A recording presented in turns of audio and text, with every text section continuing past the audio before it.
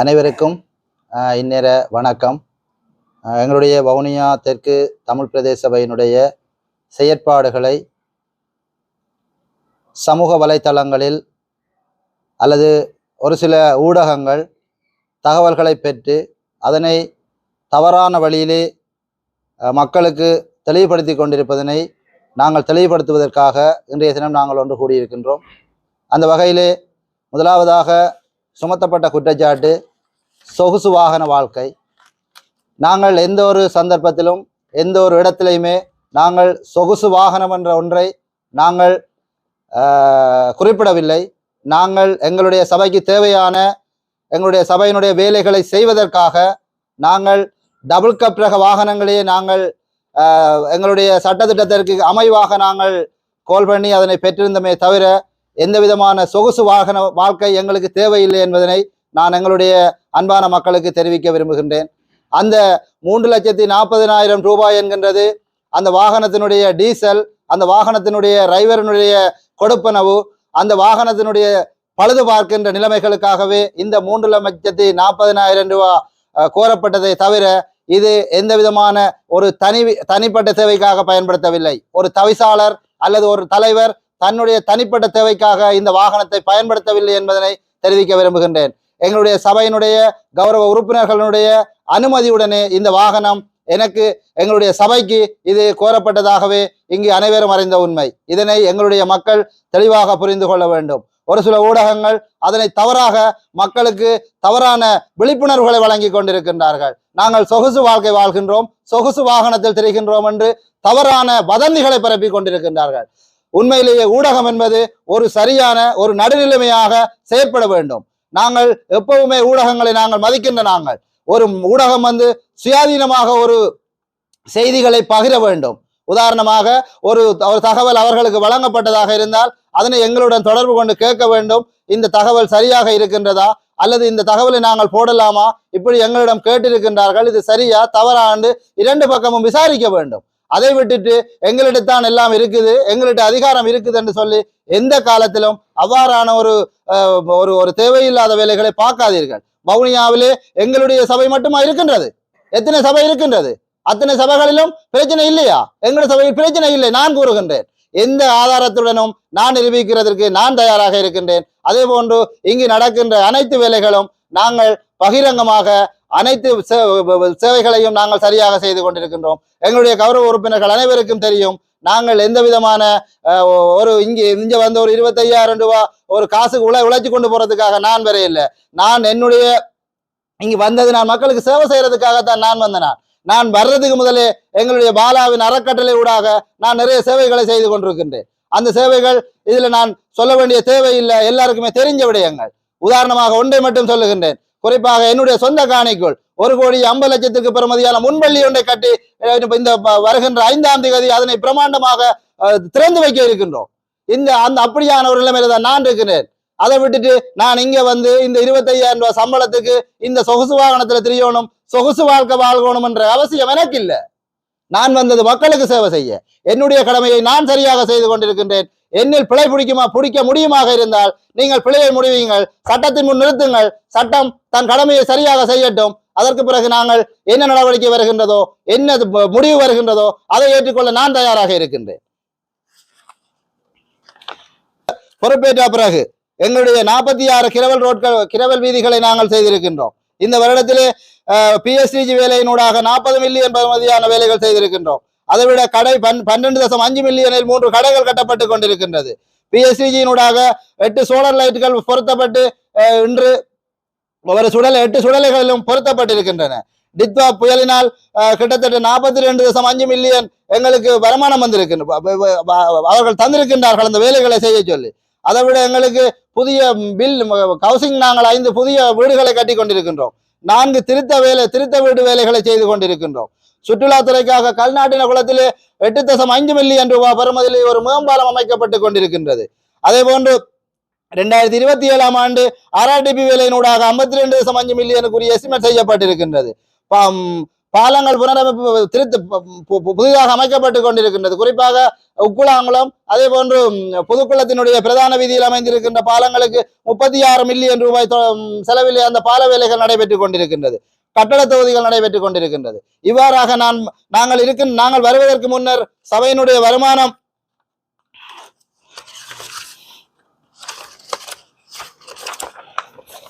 சபையினுடைய வருமானம் 86 மில்லியனாக இருந்தது.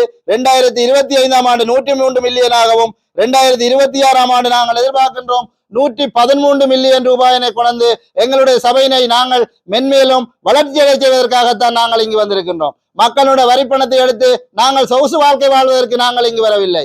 அரசாங்கத்தினால் வழங்கப்பட்ட சேர்க்குலரிலே 20 வீதமான எத்தனையோ சபைகள் இருக்கின்றது. அதிலே 20 வீதமான காசினை எங்களுடைய சொந்த வருமானத்திலிருந்து இங்கு வேலை செய்கின்ற அரசாங்க உத்தியோகத்தர்களுக்கு நாங்கள் செலுத்திக் கொண்டிருக்கின்றோம். இது இவ்வாறான செயற்பாடுகள் வேறு எங்கேயுமே இடம்பெறவில்லை. வவுனியாவில் உள்ள சபைகளில் எங்களுடைய சபையில் மாத்திருந்தால் இந்த 20 வீதமான அரசாங்க உத்தியோகத்தர்களுக்குரிய கொடுப்பனவுகளை நாங்கள் வழங்கிக் கொண்டிருக்கின்றோம்.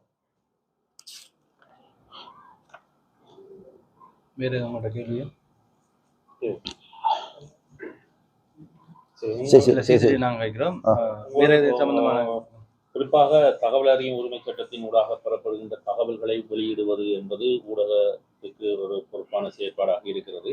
அந்த வகையில் அதில் எவ்வாறான தவறுகள் இருக்கிறதாக நீங்கள் கருதுகிறீர்கள்? ஊடக தகவல் அறியும் உரிமை சட்டத்தின் அடுத்து வெளியிடப்படுவது தகவல் அறியும் சட்டத்திலே அவர்கள் எடுக்கப்படுகின்ற தகவல்கள் குறிப்பாக நாங்கள் வழங்கப்பட்ட தகவல்களின் அடிப்படையில் அவர்கள் தகவல்களை வழங்குவதற்காக அவர்களுக்கு அனுமதி இருக்கின்றது. நிச்சயமாக வழங்கலாம். ஆனால் ஒரு கௌரவ ஆளுநருக்கு வழங்கப்பட்ட கடிதம் எங்களுடைய சபையின் நிதி மோசடி செய்யப்பட்டிருக்கின்றது, நாங்கள் பாரிய அளவில் நிதி மோசடி செய்யப்பட்டிருக்கின்றோம் என்று மக்கள் குறை கூறுவதாக ஆளுநரிடம் முறைப்பாடு செய்யப்பட்டிருக்கின்றது. ஆனால் ஆளுநருக்கு முறைப்பாடு செய்யப்பட்டது ஒரு தனிநபர். இது எங்களை பழி வாங்குவதற்காகவும் எங்கள் செயற்பாடுகளை பழி வாங்குவதற்காகவும் செய்கின்ற செயல். தகவல் அறியும் சட்டத்தின் மூலம் எங்களுடைய கல்குவாரிகள் நிறைய இருக்கின்றதாக தகவல் அறியும் சட்டத்தில் கேட்டிருந்தார்கள். நாங்கள் வழங்கியிருந்தோம். குறிப்பாக ஒரு ஆள் இன்றைக்கு ஒரு கல்குவாரி எங்களுக்கு இன்றைய நாளுக்கு மட்டும் அனுமதி வேண்டும் என்று சொல்லிச்சிருந்தால் நாங்கள் அந்த அனுமதியை கொடுப்போம். அவர் எங்களிடம் கேட்ட தகவல், உங்களிடம் அனுமதி நான் தலைவராக பொறுப்பேற்ற பிறகு எத்தனை கல்குவாரிகளுக்குரிய அனுமதிகள் வழங்கப்பட்டது என்று நாங்கள் அந்த அனுமதிகளை நாங்கள் அவர்களுக்கு வழங்கி இருந்தோம். ஆனால் அதில் வருகின்ற வருமானத்தை வைத்து நாங்கள் வீதிகளை புனரமைப்பு செய்வதற்கு எங்களுக்கு அந்த நிதி போதாது. குறிப்பாக அந்த கல்குவாரியினுடைய உரிமையாளர்களே அந்த வீதிகளை எங்களுடன் கலந்து ஆலோசித்து அந்த வீதிகளை செப்பனிட்டு கொண்டிருக்கின்றார்கள். இதுவரைக்கும் நான் நினைக்கின்றேன் ஒரு வீதி மட்டும்தான் எங்களுக்கு, நான் விழா காலத்துக்கு ஓமந்தையினுடைய வீதி மட்டும்தான் ஒரு பிரச்சனையாக வந்தது. அதையும் நான் நேரடியாக சென்று கள விஜயத்தின் மூலம் அவருடைய நேரடியாக கலந்துரையாடி இருந்தேன். அதற்கு நாங்கள் அவர் குறிப்பிட்டிருந்தார், ஓகே இந்த டீசல் பிரச்சனைகள் அதிகரிச்சிருக்குது, தாறுகள் எல்லாம் விலை கூடி இருக்குது, நீங்களும் சப்போர்ட் பண்ணுங்க, நாங்கள் அந்த வீதியை புனரமைப்போம் என்று கூறியிருந்தார். ஆனால் குறிப்பாக நான் சொல்லுகின்றேன் 40 வீதிகள் அவர் கேட்டதுக்கு நாங்கத்தான் நாங்கள் கொடுக்கப்பட்ட நாங்கள் எத்தனை குவாரிகள் இருக்கின்றது என்று. ஆனால் அந்த குவாரிகள் இன்று ஒரு நாளைக்காக வேண்டி அவர் ஒரு கல் எடுக்கணும் என்று சொல்லிச்சுன்னா அவர் அனுமதி கோருவார். அந்த அனுமதியை நாங்கள் வழங்குகின்றோம். ஆனால் அதுல குறிப்பாக அவர் குறிப்பிட்ட விஷயம், அதுல பயணிக்கிற குறிப்பாக ஒரு கல்குவாரி இருக்கின்ற இடத்துல இருந்து மெயின் ரோட்டுக்கு வரது கிட்டத்தட்ட 10 கிலோமீட்டர் தூரம் இருக்கும். அந்த 10 கிலோமீட்டர் தூரத்தை நாங்கள் அதுல வர வருமானத்தை வச்சு கூட செய்யல எங்களால. நீங்கள் குறிப்பாக இந்த கல்குவாரிகளை வவுனியா தெற்கு தமிழ் சபையிலே பெருந்தளவில் கொடுக்கப்பட்டிருக்கிறார். குறிப்பாக அந்த தகவல் அறிவு உரிமை சட்டத்தினூடாக 18 கல்குவாரிகள் கொடுக்கப்பட்டிருப்பதாக தெரிவிக்கப்பட்டிருக்கிறது. ஆகவே இது ஒரு வடச்சுரண்டலாக நீங்கள் பார்த்து அதனை தடுக்க முடியாது. அனுமதிகள் வழங்குவது நாங்கள் அல்ல, கல்குவாரிகளுக்குரிய அனுமதிகளை வழங்குவது அந்த சம்பந்தப்பட்ட அதிகாரிகள். அவர்களுடைய சகல அனுமதிகளும் எடுக்கப்பட்டு இங்கு வந்தவுடன் நாங்கள் அந்த எங்களுக்குரிய ரோட்டுக்குரிய வரிப்பணத்தை மட்டுமே அவர்களுடைய அந்த லைசன்ஸை கொண்டு நாங்கள் என்னன்னு சொல்றது வெடிபொருள் அளவிற்கேற்ப நாங்கள் அந்த காசுகளை பெற்றுக்கொள்கின்றோமே தவிர அதற்குரிய அனுமதிகள் நாங்கள் வழங்கப்படவில்லை. அவர் என்ன, நீங்கள் அந்த அனுமதிகளை அவர்களிடம் கேட்க வேண்டும். ஏன் இந்த அனுமதியை வழங்கி இருக்கின்றீர்கள், என்னத்துக்காக வழங்கி இருக்கின்றீர்கள் என்று அவர்களிடம் தான் கேட்க வேண்டும்.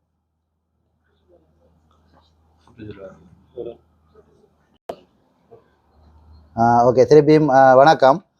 என்னென்னு சொல்லி சொன்னால், என்னட்ட இருக்கிற ஒரே ஒரு கேள்வி, வவுனியாவில் உண்மையிலேயே உங்களுடைய ஊடகப்பணி என்கின்றது உண்மையிலே மிகவும் ஒரு கடினமான தொழில். அந்த தொழிலை நீங்கள் சரியாக செய்கிறேன்டா, உண்மையாக எத்தனையோ இடர்பாடுகள், எத்தனையோ இன்னல்கள், எத்தனையோ அடிபாடுகளுக்கு மத்தியில் நீங்கள் அந்த உங்களுடைய தகவல்களை நீங்கள் சேகரித்து சரியான முறையில் வழங்கி கொண்டிருக்கிறீர்கள். அதில் அந்த வகையில் நான் ஒரு தமிழ் மகனாகவும் வவுனியா தெற்கு தமிழ் பிரதேச சபையினுடைய தவிசாளர் என்ற ரீதியில் உங்களுக்கு நன்றிகள். ஆனால் என்னிடம் இருக்கின்ற ஒரே ஒரு கேள்வி, ஒரு சபையினை தாக்குவதாக இருந்தால் நீங்கள் உங்களுடைய தகவல் அறியும் சட்டம் மூலம் எல்லா தகவல்களையும் எடுத்து அவ்வாறு ஒரு தகவலை உங்களுடைய செய்திகளை பரப்ப வேண்டுமா? அப்படி பரப்புவதாக இருந்தாலும் எங்களிடம் சில கேள்விகளை நீங்கள் கேட்கலாம். இது பிழையாக இருக்கின்றது, இதை நீங்க எப்படி செய்யுங்கோ, அல்ல எப்படி செய்வோம் நாங்கள் இதை. எல்லாரும் நாங்கள் வவுனியா, நாங்கள் வெளியில இருந்து வர இல்லை. இன்னைக்கு நீங்க பாத்தீங்கன்னா தெரியும், போலீஸ் முறைப்பாடு கொடுக்கப்பட்டு சொல்லி யாழ்ப்பாணம், கிளிநொச்சி, மன்னார், முல்லைத்தீவு சகல மீடியாக்களிலுமே இந்த தகவல்கள் பரப்பப்பட்டிருக்கின்றது. அப்ப வவுனியாவினுடைய நாங்கள் வவுனியா என்று சொல்றதுல என்ன இருக்குது? நாங்கள் வவுனியா மீடியா வவுனியான்னு சொல்லி நாங்கள் சொல்லல, என்ன இருக்குது? ஏன் நாங்கள் அவ்வாறான செயல்பாடு செய்ய வேண்டும்? ஒரு வவுனியாவுக்குள்ள ஒரு நடக்கிற பிரச்சனையை ஏன் நாங்கள் எல்லா இடத்துக்கும் பரப்ப வேண்டும்? இதுதான் என்னோட கேள்வி. இப்ப எத்தனையோ சபைகள் இருக்கின்றது, எத்தனையோ சபைகள்ல ஒரு சபைக்கேன்னு மாட்டியே போயிருக்குதா? இல்ல. ஏன் எங்களுடைய சபையை மட்டும் நீங்கள் குறிவைத்து தாக்குகின்றீர்கள்? தாக்குவதற்கான காரணம் என்ன? நாங்க ஏதாவது நீங்க சொல்லி ஏதாவது செய்ய இல்லையா? அல்லது உங்களுக்கும் ஏதாவது காலாகாலமாக ஏதாவது பகை இருக்கின்றதா? இருந்தால் நேரடியாக குறிப்பிடுங்கள். நான் அன்பாக உங்கள்கிட்ட கேட்டுக்கொள்கின்றேன், வவுனியா தெற்கு தமிழ் பிரதேச சபை தவிசாளருடன் அல்லது பாலேந்திரன் என்ற நபருடன் ஏதாவது உங்களுக்கு பிரச்சனை இருந்தால் நேரடியாக தொடர்பு கொள்ளுங்கள். நிறுவனத்தை தயவு செய்து, இந்த வவுனியா தெற்கு தமிழ் பிரதேச சபை என்கின்ற இந்த நிறுவனத்தினை தயவு செய்து கேலி கூத்தாக்காதீர்கள். என்னுடன் பகை இருந்தால் நேரடியாக என்னுடன் கதையுங்கள். நான் எதையும் பேச பண்றதுக்கு நான் தயாராக இருக்கின்றேன். நான் இன்று கூட சட்டத்திறனிகளுடன் நான் கலந்தாலோசிச்சிருக்கின்றேன். இது சம்பந்தமாக நான் வழக்கு தொடர்வதற்கான ஏற்பாடுகள் நடைபெற்றுக் கொண்டிருக்கின்றது. என்னிடம் பிழை இல்லை, பிழை இருந்தால் நிரூபிக்கட்டும் சட்டம். எனவே அன்பான வினயமான வேண்டுகோள், எங்களுடைய சபையில் ஏதாவது பிரச்சனைகள் இருக்குமாக இருந்தால் உங்களிடம் முறைப்பாடு தந்தால் எங்களிடம் கேளுங்க. இப்படி ஒரு முறைப்பாடு வந்திருக்குது, இது உண்மையா, இதை நான் நியூஸ்ல போடட்டா, அல்ல இதுல ஏதாவது மாற்று கருத்து செய்யலாமா என்று சொல்லி எங்களுடைய கலந்தாலோசிங்க. எல்லாரும் வவுனியா தானே, நாங்கள் ஏன் பிரிச்சு பாக்குறீங்க? நாங்க எல்லாரும் ஒற்றுமையா தானே செயற்படுறோம். கண்டா அண்ணா தம்பி அண்ணான்னு கதைக்கிறோம் தானே. என்னதுக்காக அவ்வாறான செயற்பாடுகளை செய்கிறீர்கள்? அல்ல நாங்க கேமரா போட்டினது அல்ல அது உங்களோட ஏதாவது தேவைகளுக்கு அது இடர்பாடாக இருக்கின்றதா? இருந்தால் குறிப்பிடுங்கள், அதை நாங்கள் செய்கின்றோம். நாங்கள் அக்ரிமெண்ட் எழுதி இருக்கின்றோம். இந்த கேமரா போட்டின பிரச்சனை இருக்குது, இதை நீங்க கலட்டுங்கன்னு சொல்லி நாளை கூட அவர் கலட்டிட்டு போயிடுவார். அரசாங்க அதிபர் அலுவலகத்தில் இடம்பெற்ற வவுனியாவில் இருக்கின்ற அனைத்து கட்சிகள், அனைத்து டிபார்ட்மெண்ட்களோட இடம்பெற்ற டெங்கு மீட்டிங்ல கதைக்குள்ள அவ்வளவு பேரும் சொல்றாங்க, வவுனியா தெற்கு தமிழ் பிரதேச கேமரா பூட்டி இருக்கு, அதால ஒரு பிரச்சனையும் இல்லை, டெங்கு இல்லை, ரோட்டெல்லாம் கிளீனா இருக்குன்னு சொல்லி எல்லாரும் பாராட்டுறாங்க. பாதுகாக்க அமைச்சில நாங்கள் அனுமதி எடுக்கலைன்னா போலீஸ் வந்து சொல்லட்டும், கலட்டண்டு. ஊடகவியலாளர் என்னது சொல்றது, பாதுகாப்பு அமைச்சில நீங்க அனுமதி எடுக்கலைன்னு சொல்லி. வினயமாக நான் உங்கள்கிட்ட கேட்டுக்கொள்கின்றேன், ஏதாவது என்னுடைய தனிப்பட்ட பிரச்சனைகள் இருக்குமாக இருந்தால் நேரடியாக என்னுடன் கதையுங்கள். நான் உங்களுக்கு பதில் தருவதற்கு தயாராக இருக்கின்றேன். தயவு செய்து வவுனியா தெற்கு தமிழ் பிரதேச சபை என்கின்ற பெயரை தயவு செய்து இழிவுபடுத்த வேண்டாம் என்று எங்களுடைய வவுனியா தெற்கு தமிழ் பிரதேச சபை சார்பாகவும் தலைவர் என்ற ரீதியிலும் உங்கள் அனைவரிடமும் பணிவாக கேட்டுக்கொள்கின்றேன். கட்சி ரீதியான ஏதாவது பிரச்சனைகள் இதில் தாக்கம் செலுத்துதா? எங்களுக்கு அவ்வாறு எந்த விதமான தாக்கமும் இல்லை. அனைத்து கட்சிகளும் நாங்கள் எங்களுடைய சபையை நான் நினைக்கின்றேன், யாழ்ப்பாணத்தில் கூட எங்களுடைய சபைக்கு வரவேற்பு இருக்கின்றது. நாங்கள் எங்களுடைய சபை சிறப்பான முறையில் எந்தவித கட்சி பேதமுமின்றி அனைவரும் ஒற்றுமையாக நாங்கள் செயற்பட்டு கொண்டிருக்கின்றோம் என்று அனைவரும் எங்களுக்கு பாராட்டு தெரிவிக்கின்றார்கள். எல்லாரும் என்னோட கேட்கிறார்கள், என்னென்று உண்ட சபையில மட்டும் பிரச்சனை இல்லாமல் நீ கொண்டு போறேன். நாங்கள் அனைவரும் ஒற்றுமையாக, நாங்கள் வந்த நோக்கம் மக்களுக்கு சேவை செய்ய வந்து நாங்கள் இங்க அரசியல் செய்ய வர இல்லை. நாங்கள் அரசியல் செஞ்சு எங்களோட கௌரவ மெம்பர்களோட அடிபட வர இல்லை. நாங்கள் ஒற்றுமையாக பயணிக்கிறோம். ஒவ்வொரு வேலைகளையும் நாங்கள் எல்லாரோடையும் கலந்தாலோசிச்சு எங்களோட சபையில் நடக்கிற அனைத்து வேலைகளையும் நாங்கள் எங்களோட கௌரவ உறுப்பினர்களுக்கு தெரியப்படுத்துகிறோம். நாங்கள் செய்கிற வேலைகளை மக்களுக்கு நாங்கள் எங்களோட பப்ளிக்கு தெரியப்படுத்துகிறோம். அப்படி நாங்கள் எல்லாம் செய்து கொண்டிருக்கிறோம். நீங்க கேட்ட கேள்வி இதில் இந்த கேமரா போட்டினதுன்ற இன்னும் சில எங்களோட சபைக்கு நன்மை வரக்கூடிய விஷயங்களை நாங்கள் கருத்தில் கொண்டுதான் நாங்கள் இந்த கேமராவை போட்டிருந்தாங்க. அதுலேயும் இப்போ இந்த விமர்சனங்களால் நாங்கள் அதுகளை இடைநிறுத்தி வச்சிருக்கிறோம். அதில் குறிப்பாக நிலக்குளம் சந்தியில், அதே போல் அம்மாச்சியில் வந்து நாங்கள் ஒரு டிவி ஒன்றை போட்டி அதில் விளம்பரங்களை அதில் பிரசுரப்படுத்தி அதுக்கு நாங்கள் வருமானங்கள் எடுப்பதற்காக நாங்கள் இருந்தோம். ஆனால் தற்பொழுது அது இடைநிறுத்தப்பட்டு இன்றைய தினம் கவுன்சிலர் அதுக்கு மீண்டும் இல்லை நாங்கள் அதை செய்வோம், எத்தனை தடைகள் வந்தாலும் அதை நாங்கள் உடைத்தறிவோம் என்று நாங்கள் இன்றைய தினம் அதுக்கு திருப்பியும் நாங்கள் அந்த வேலைகளை ஆரம்பிக்க இருக்கின்றோம். குறிப்பாக அந்த டிவி போன்ற சகல ஏற்பாடுகளையுமே அந்த மைக்ரோவேவ் நிறுவனத்தினுடைய உரிமையாளரை மேற்கொள்வார். நாங்கள் பைப்பை மட்டும் நட்டு கொடுப்போம். அதில் வருகின்ற நாங்கள் டெண்டர் ஹோல்ட் பண்ணி விளம்பரங்களை போட சொல்லுவோம். அதில் வருகின்ற விளம்பரங்களில் அரைவாசி எங்களுக்கும் அரைவாசி அவருக்குமாக அதுக்குரிய பங்கு போய் கொண்டிருக்கும். ஏனென்றால் அவர்தான் அந்த டிவியின் ஃபுல்லாகவே அவர்தான் டிவியை வாங்க போகிறார். கிட்டத்தட்ட நான் நினைக்கிறேன் டிவி போட்டுறேன்னா கிட்டத்தட்ட ஒரு 5-6 லட்சம் ரூபாய் கிட்ட அதில் செலவாகும்.